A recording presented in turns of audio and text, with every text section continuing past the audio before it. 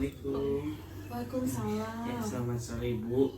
Saya akan melakukan pemeriksaan tumbuh kembang melalui uji atau tes dengan menggunakan KPSP pada si adik. Apakah Ibu bersedia? Bersedia. Untuk tanggal lahir adiknya berapa Ibu? 17 September 2020. Baik Ibu, untuk tanggal lahirnya 17 September 2020, berarti untuk umur sekarang 7 bulan lebih 4 hari ya. Mungkin selanjutnya akan langsung aja melakukan pemeriksaan ya Ibu.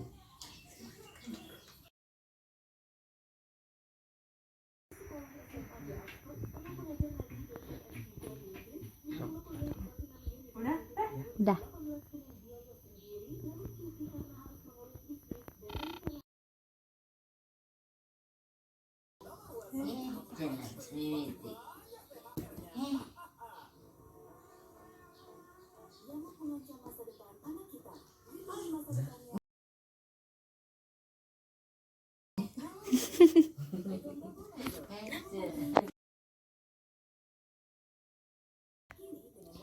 Udah tenang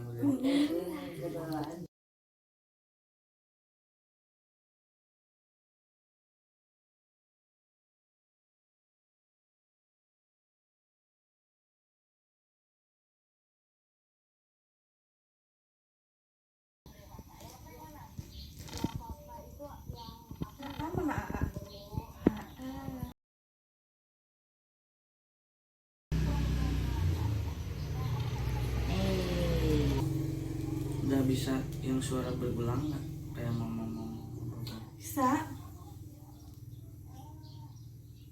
udah manggil orang tua mama papa Mama papa.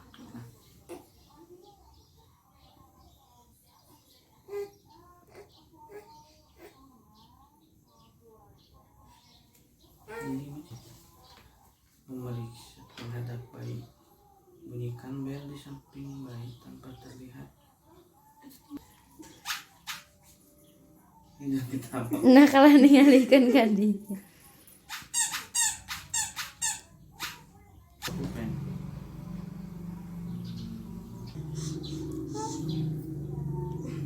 suka pokoknya namanya ngikutin nggak?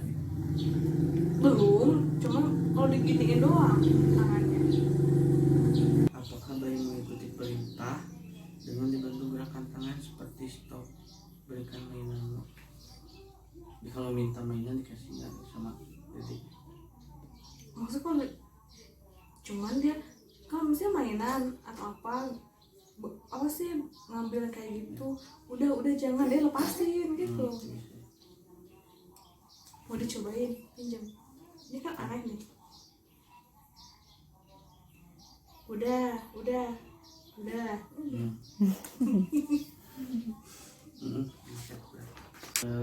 Tadi kita udah melakukan pemeriksaan ya Bu, mulai dari anak yang melakukan sendiri maupun kita yang sudah tanya jawab.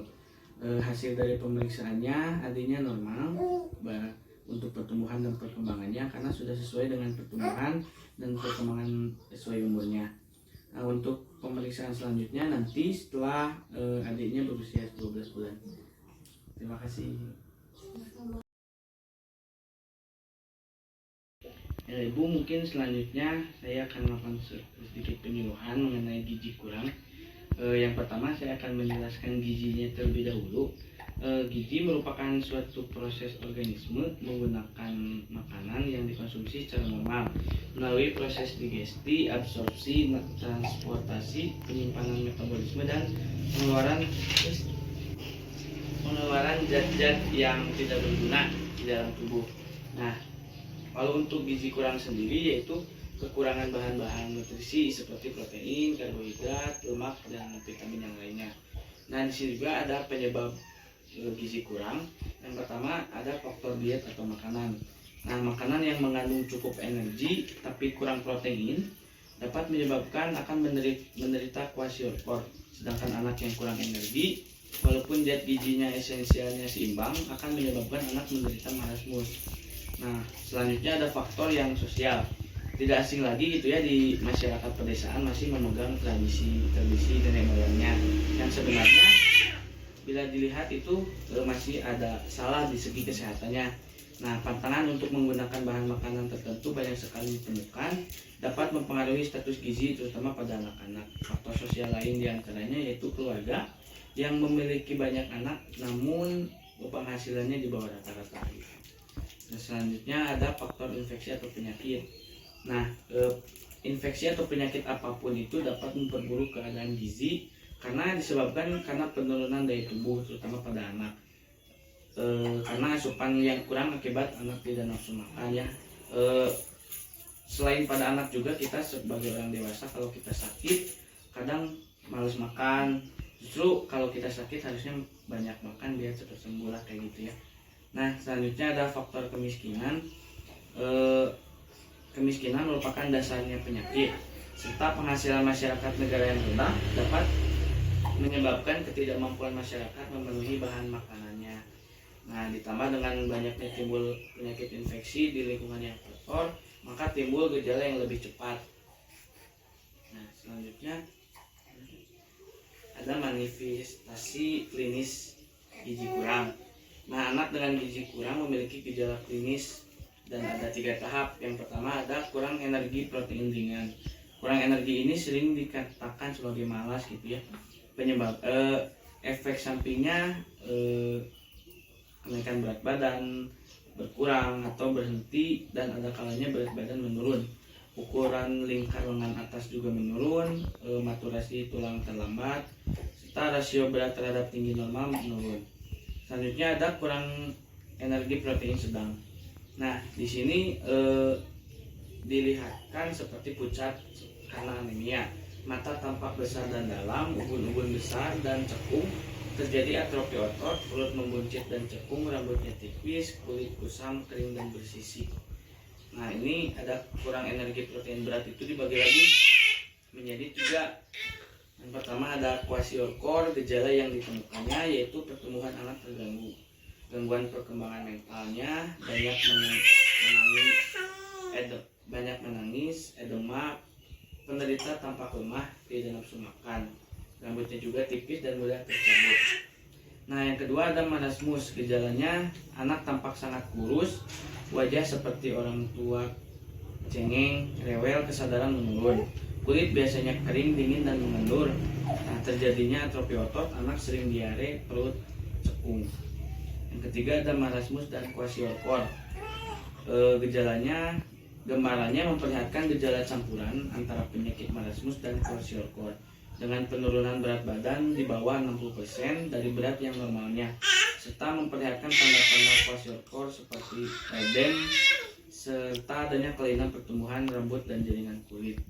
Nah, untuk memantau gizi kurang, untuk menangani kasus malnutrisi yang terjadi pada anak dibutuhkan perhatian yang khusus dari keluarga dan harus adanya kerjasama yang terpadu antara komprehensif orang tua dan petugas kesehatan.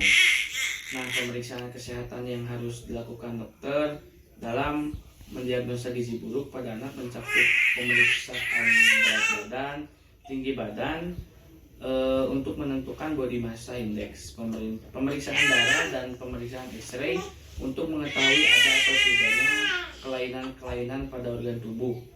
Nah, kemudian setelah itu dianjurkan untuk konsultasi kepada ahli gizi tentang pengaturan pada pola makan termasuk pada jenis serta jumlah makanan tertentu.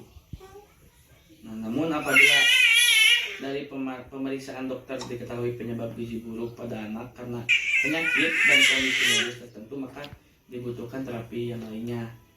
Nah, ini ada penata laksanaan juga. Cara mengatasinya yang pertama pemberian makanan TKTP dengan ukuran yang telah dianjurkan dan diberikan secara bertahap. Tetap memberikan ASI sesuai dengan aturan secara terus-menerus bagi anak di bawah usia 2 tahun. Selanjutnya pemberian makanan tambahan, pemberian terapi cairan dan elektrolit bila perlu, kontrol berat badan secara rutin, berikan obat atau vitamin sesuai dengan anjuran pengobatan. Selanjutnya penyuluhan tentang gizi seimbang terutama bagi orang tua yang memiliki anak balita.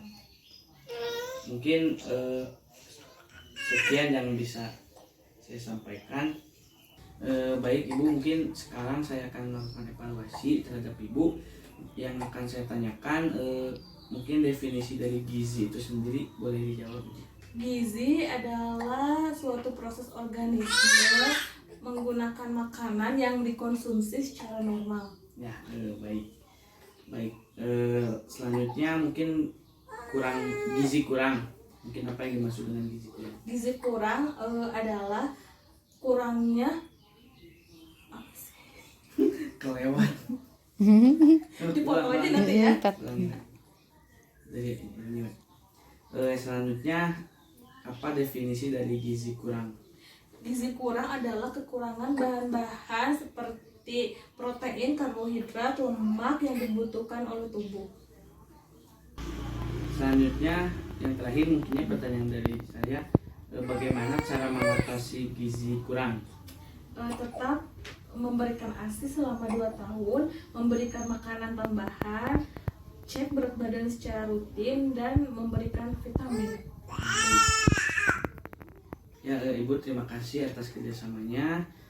Sekian mungkin dari saya yang dapat disampaikan. Semoga bermanfaat untuk adiknya dan Ibu juga. Saya ucapkan sekali lagi terima kasih. Assalamualaikum warahmatullahi wabarakatuh. Waalaikumsalam warahmatullahi wabarakatuh.